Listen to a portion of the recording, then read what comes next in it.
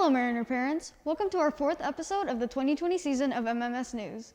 This broadcast is focused on bringing you the latest on what's happening in Mariner Nation. I'm Ariel. And I'm Priscilla. MMS News starts now.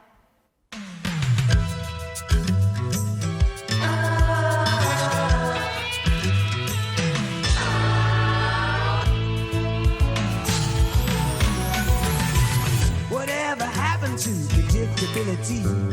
The milkman, the paper boy, evening TV. Everywhere you look, there's a heart, a hand to hold on to. Everywhere you look, there's a face of somebody who needs you. Sport updates from Coach Gretzler. Volleyball tryouts will be on October 26th and be taught by Coach Gretzler. He will also be coaching basketball, and tryouts will be on March 23rd. Gretzler will also be running wrestling tryouts on March 23rd. Update from Miss Burke. She will be starting track and running club on November 30th. Practice will be every Wednesday between 4:10 and 5:10. Parents, make sure you check Focus to see your students' Quarter 1 progress reports. Again, that's October 5th, and grades will be posted in Focus. Drug-free teen norms survey Monday, October 5th for second period classes. Parents, October 20th, PTO meeting is at 5 p.m. and our SAC meeting at 5:30 p.m. Both meetings are held virtually. Yearbook online pre-orders started last week. You can find the links for online sales on our school website and Facebook page. Students wishing to pay cash or check can do so in the morning. Head over to the TV production lab in E2 and speak to Mr. Hoyle. If paying in check, make sure it is made out to Murdoch Middle School yearbook. Price is still $25. Students wishing to purchase the extra current events insert for their yearbook can do so in person for an additional $3. Parents, make sure to check out our Facebook page and our website for our club schedules. Mariner parents, Kylie was able to sit down with Mr. Welton to find out the latest on COVID-19 in Murdoch Middle School. Field reporter Kylie R. has more on this story. We have an update for coronavirus from our principal, Mr. Wilton. So, Mr. Wilton, our governor recently moved our state into phase 3. Does this affect when are we able to take our masks off? Kyle, that's a great question. So, phase 3 primarily affects certain businesses like restaurants and bars, other social gatherings. He's also, I think, is attempting to remove penalties for people who would, maybe be fined or something for not wearing their masks in certain places, in certain cities.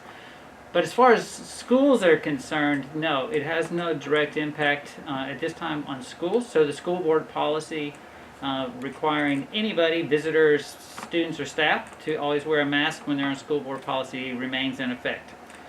If we hear differently, if we learn something differently, then one of the first things we'll do is we'll make an announcement, we'll make a phone call home to parents, we'll put it out on WMAR, and we'll make sure that all students know that. But as of right now, no.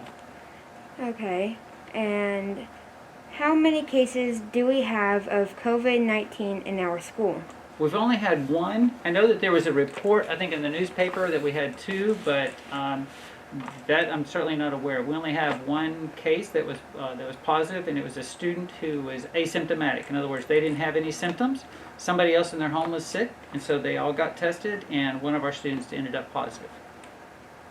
What types of mitigation measures are we using to limit the spread of COVID-19 in the classroom? That's super. So we have attempted to, especially when school first started and we didn't have as many students, we tried to keep students spread out as far as we could. But you guys know, you're in classes, we can't keep you 6 feet apart. So the biggest thing is that every night the custodians, they wipe down the desk with a sanitizing liquid. It kills the germs on there, so that happens every night. Every morning and every night they do all the doorknobs and everything on campus. They clean those. And of course masks are the number one thing. That and the fact that the students are doing a great job wearing masks and using the hand sanitizer or washing their hands. So those are the The things that we're doing is making sure that all the surfaces, like desks and tables that students sit at, that those are cleaned every night. Are teachers cleaning the classrooms, or do they have custodians do it? It's largely custodians. Now, some teachers, if they want to, they can do that, and some of them have wipes. So that is up to the individual teacher. They can do as much or as little as they want. It is primarily the responsibility of the custodians to make sure that the classrooms are sanitized and the offices. But some of the teachers are doing that as well. How are teachers or custodians cleaning the rooms? Well, each night the custodians spray down and wipe down all the tabletops with a sanitizing liquid. I can't remember exactly what it's called, but they use that. In the case where we had a student who is positive, we come in and we actually, in those classrooms at night, they did it over the weekend, they came in and they fogged that classroom, and that sits there. That kills everything within that classroom.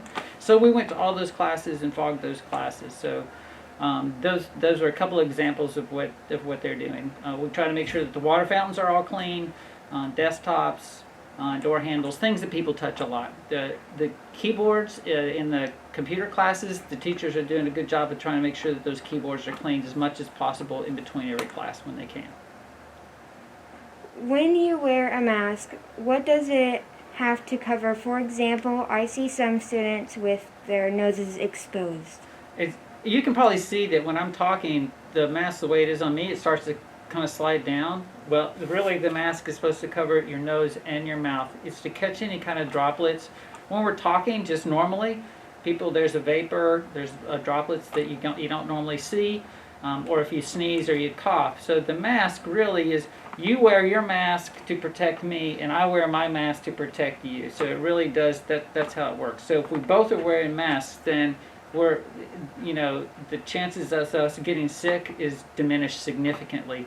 And that's why I'm so proud of our students, because they are doing an amazing job. We have not had a single discipline issue related to a mask. So our students are doing fantastic. I'm really proud of them. Mariner parents, thanks for watching this edition of MMS News. Look for our broadcast next Friday. I'm Ariel. And I'm Priscilla. Have a nice weekend. See ya.